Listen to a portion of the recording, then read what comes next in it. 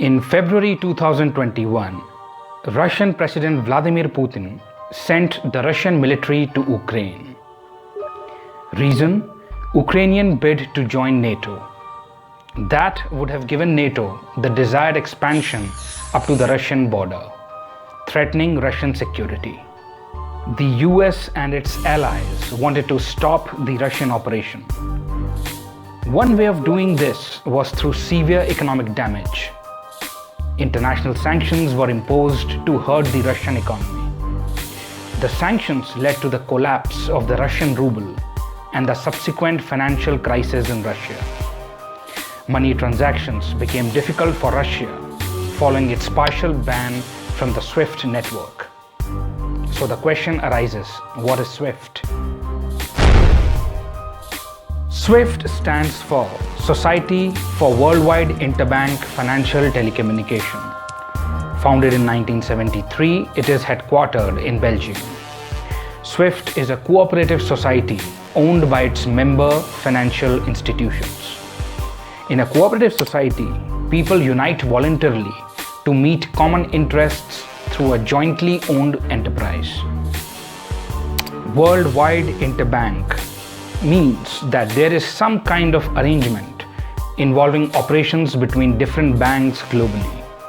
By the way, SWIFT International Payment Network is used by more than 11,000 banks and other financial systems globally to move billions of dollars every day. Financial telecommunication means that there is an electronic transmission of financial information. SWIFT is a financial messaging system that helps exchange information about financial transactions quickly, accurately, and securely. So remember, SWIFT is not a bank. It does not transfer money. It handles just the messaging part. Alright, we have got some basic idea about SWIFT. But what purpose does SWIFT have? See, SWIFT is a messaging network through which international payments are initiated. It enables communication regarding cross-border payments. Financial information is securely passed between financial institutions about where exactly the money is being transferred. The exchange of financial information ensures that money ends up in the appropriate account. SWIFT neither holds funds from third parties nor manages their accounts.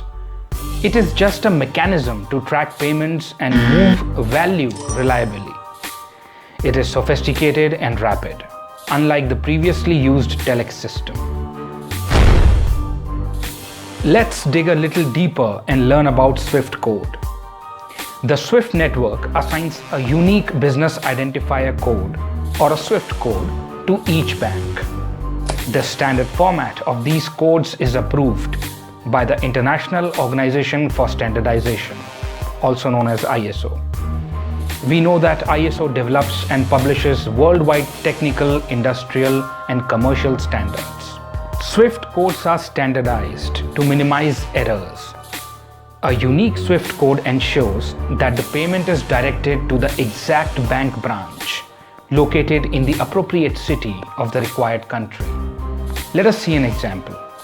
This is a SWIFT code having 11 characters.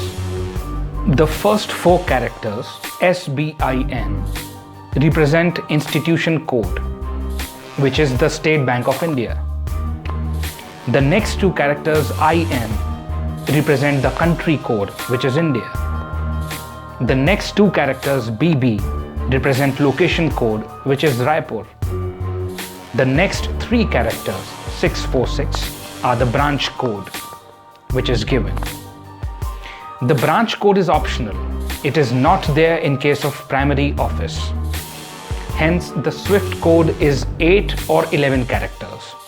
8 characters in case of primary office and 11 characters otherwise. Now, with the help of an example, let us see how the SWIFT network works. Suppose a girl working in France wants to send money to her place in India. She has an account in Bank 1 in France. Let's call it account 1. She wishes to send some money to her friend who has an account in Bank 2 in India. Let's call it account 2. The girl deposits euro-denominated funds in account 1 in Bank 1.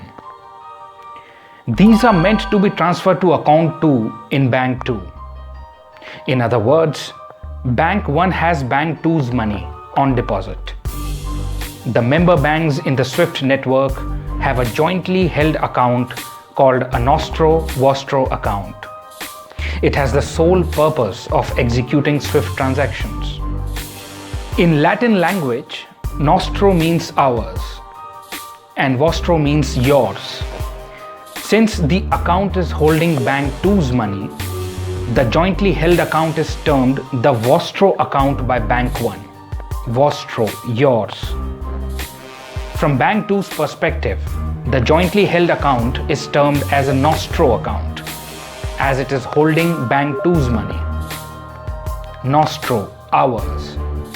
Now, the girl deposited money in account 1 in Bank 1, which has to be transferred to account 2 in Bank 2. Bank 1 will use SWIFT messaging to communicate payment instructions to the Bank 2 in an encrypted format to prevent unauthorized access. The data gets transmitted through submarine communication cables.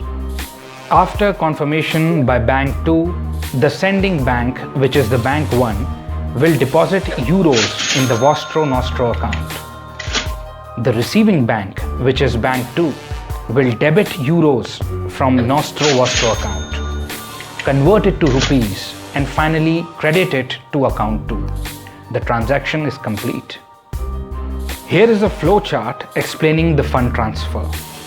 Euros deposited to account 1, then SWIFT messaging, confirmation by Bank 2, sending bank or Bank 1 deposits funds in NOSTRO-VOSTRO account, receiving bank debits NOSTRO-VOSTRO account, converts euros to rupees and credits account 2. So we saw that messaging and fund transfer are linked, but these are two different things and happen through two different paths. Do not confuse them as one.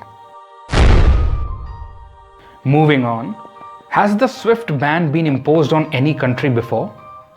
The answer is yes. The mounting political pressure against Iran's nuclear program led to its exclusion from the SWIFT network. That played a major role in crippling its economy. A similar thing happened with North Korea after being cut off from the SWIFT network. How has the SWIFT ban affected Russia?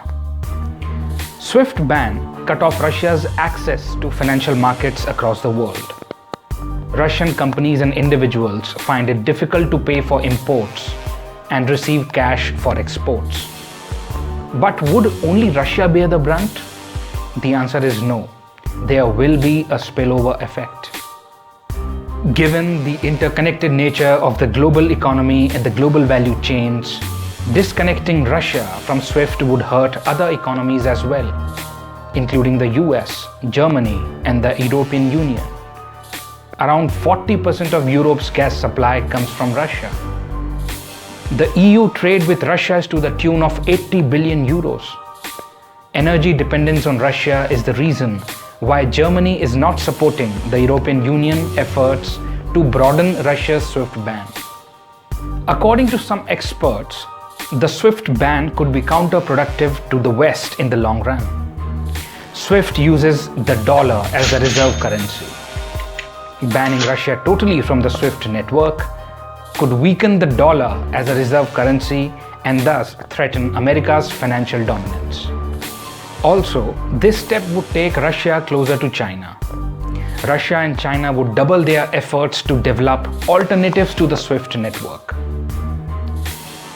When Russia annexed Ukraine's Crimea in 2014, a SWIFT ban on Russia was considered, but it did not materialize. Russia back then stated that a SWIFT ban would be equivalent to a declaration of war. Since then, Russia has tried to develop an alternative financial transfer system.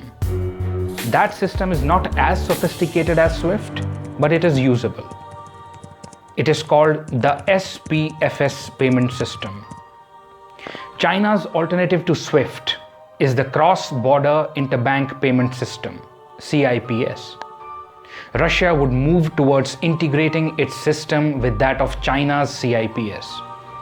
Together, Russia and China would work towards de-dollarization initiatives.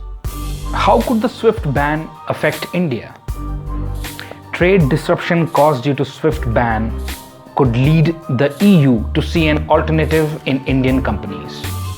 Indian companies stand to gain in the short run. When it comes to defense imports, we are dependent on Russia. India has taken a neutral ground in this conflict so far. However, considering the brewing tensions between Russia and the West, taking sides would be the biggest diplomatic challenge that India will have to face soon.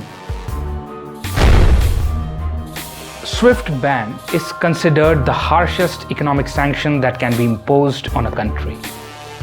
It is a financial nuclear bomb that can cripple the economy. Still, it is hard to say whether financial isolation could deter Russia's military ambitions or not. We will have to track the Russian maneuvers and the subsequent Western response. I hope you found this session helpful. Thank you for your time.